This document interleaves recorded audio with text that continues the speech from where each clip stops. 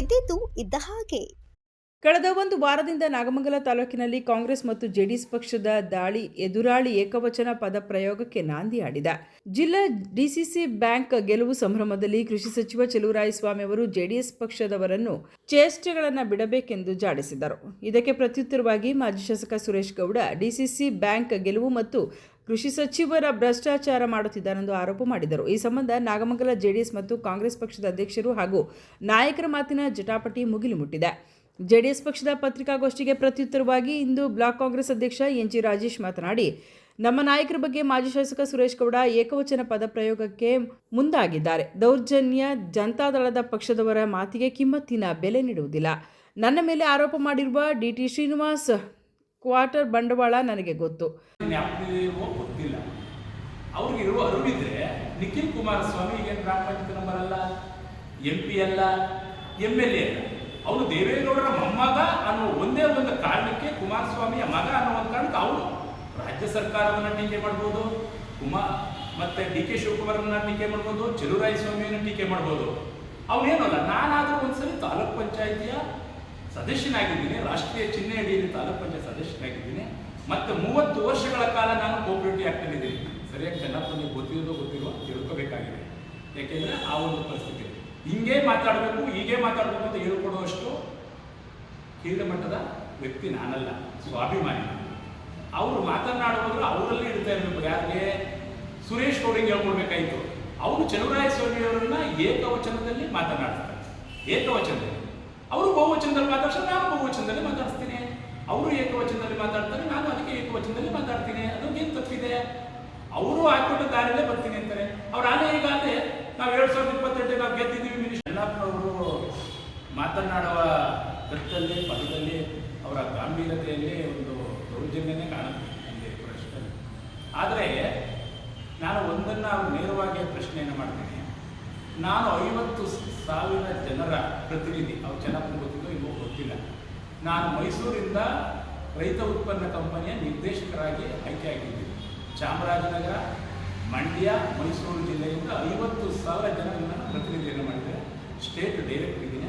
ಪ್ರೇರಣೆ ಲಂಚ ಯಾರು ತಗೋತಾ ಇದ್ದಾರೆ, ಕೇಳಿ ತಾಲೂಕು ಆಫೀಸಲ್ಲಿ ಅವ್ರಿಗೂ ರೈಟ್ಸ್ ಇದೆ ಕೇಳಕ್ಕೆ.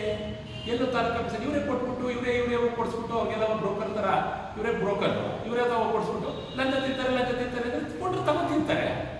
ಚೆನ್ನಪ್ಪ ಅವರು ಅದನ್ನ ಅರ್ಥ ಮಾಡ್ಕೊಳ್ಳಿ. ಸುರೇಶ್ ಗೌಡ್ರಿಗೆ ಹೇಳಿ ಏನಂತ, ಬಿಡು ಗೊತ್ತಾ, ಬಿಡು ಟೀಕೆ ಮಾಡೋದನ್ನ ವಿದ್ಯಾವಂತ ಏನು ಅಂತೀರಿ? ಯಾವ ವಿದ್ಯಾವಂತ? ಅವರು ಏಕವಚನದಲ್ಲಿ ಸಭೆನ ಮಾತಾಡಿಸ್ತಂತ ಯಾವ ವಿದ್ಯಾವಂತ? ಅದಕ್ಕೆ ನಾನು ಹೇಳಿದ್ದೀನಿ ಅಷ್ಟೇ, ಬೇರೆ ಏನು ಅಗೌರವ ಬೇರೆ ಪದಗಳಲ್ಲಿ ಬೈದಿಲ್ಲ.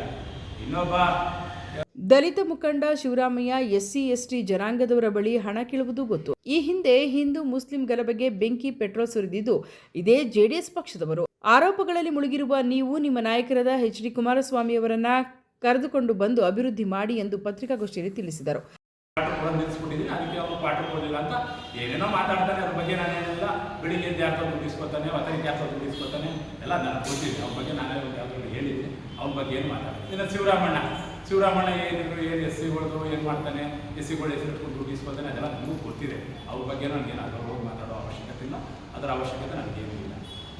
ಆದರೆ ಒಬ್ಬ ಸುರೇಶ್ ಗೌಡ ಇನ್ನು ಮುಂದಾದರೂ ಸ್ವಲ್ಪ ತಿದ್ಕೊಂಡು ನಡೆಸುವಂತ ಅವನು ಬುದ್ಧಿ ಹೇಳಿ, ಅದಕ್ಕೆ ನಾನು ಬದ್ಧನಾಗೆ ಚರ್ಚೆ ಮಾಡೋಕ್ಕೆ ನಾನು ರೆಡಿ ಇದ್ದೀನಿ. ಯಾವುದೇ ಭ್ರಷ್ಟಾಚಾರ ಆಗಲಿ ಯಾವುದೂ ಈ ತಾಲೂಕಲ್ಲಿ ನಡೀತಾರೆ. ಕೊಡೋರು ಇವರು ಈಸ್ಕೊಡೋರು ಇರ್ತಾರೆ, ಕೊಡೋ ಗಂಟ್ಲುವೆ ಕೊಡೋದು ನಿಲ್ಲಿಸ್ತಾರೆ. ಕೇಳಿ ಬೇಡ ಅಂತಾರೆ ಯಾರು? ಅದರಿಂದ ಮತ್ತೆ ಚೆನ್ನಪ್ಪ ಇನ್ನೊಂದು ಮಾತು ಹೇಳಿದ್ದಾರೆ, ಗಣಪತಿ ವಿಚಾರಣೆಗೆ ರಾಜೇಶ ಮತ್ತು ಮಗನೇ ಕಾರಣ ಅಂತ. ನೋಡಿ, ಈಗಾಗಲೇ ಸತ್ಯ ಒಪ್ಕೊಂಡ್ರೆ ಅವರು ಅದ್ರ ಮುಸ್ಲಿಮ್ಸ್ ಗಲಾಟೆ ಮಾಡೋದು ಯಾಕೆ ಎತ್ಕೊಟ್ಟಿದ್ರು, ಯಾಕೆ ಕರ್ಕೊಂಡ್ಬಂದ್ರು? ಅದನ್ನ ನೋಡಿ, ಆಯ್ತು ನಾವು ಗಲಾಟೆ ಆಗಿದ್ರೆ ಅದು ಸರಿಪಡಿಸ್ಕೊಳ್ಳೋವು. ಬೆಂಕಿ ಇಡ್ತಾರೆ ಯಾರು? ಇವರೇಯ. ಪೆಟ್ರೋಲ್ ತಂದವರು ಯಾರು? ಇವರೇಯ. ಅದರಿಂದ ನೋಡಿ, ಸತ್ಯ ಇವತ್ತಾರು ಒಪ್ಕೊಂಡ್ರು, ಅಲ್ಲಿ ಗಲಾಟೆ ಮಾಡಿದ್ರು. ನಾವು ಒಂದು ಸತ್ಯನ ಚೆನ್ನಪ್ಪನೇ ಒಪ್ಕೊಂಡೆ. ಅಲ್ಲಿಗೆ ದೇವರು ಅದೇ ನಮ್ಮ ಕದನ ಒಬ್ಬ ಪೊಲೀಸರು ಅವ್ನಿಗೆ ಹೇಳಿದೆ ಅವತ್ತೇ, ನೋಡುವ ಸತ್ಯ ಧರ್ಮ ಇರುತ್ತೆ ಅಂತ. ಇವತ್ತು ಅವನು ನಮ್ಮ ಮನೆ ಬಂದು ಕದ ಬಂದ ಇನ್ಸ್ಪೆಕ್ಟ್ರು ಮದ್ದೂರಲ್ಲಿ ಸಸ್ಪೆಂಡ್ ಆದ. ಯಾಕೆಂದ್ರೆ ಸತ್ಯ ಗಣಪತಿ ಯಾವಾಗ ನಂಬರನ್ನೇ ಅವನೇ.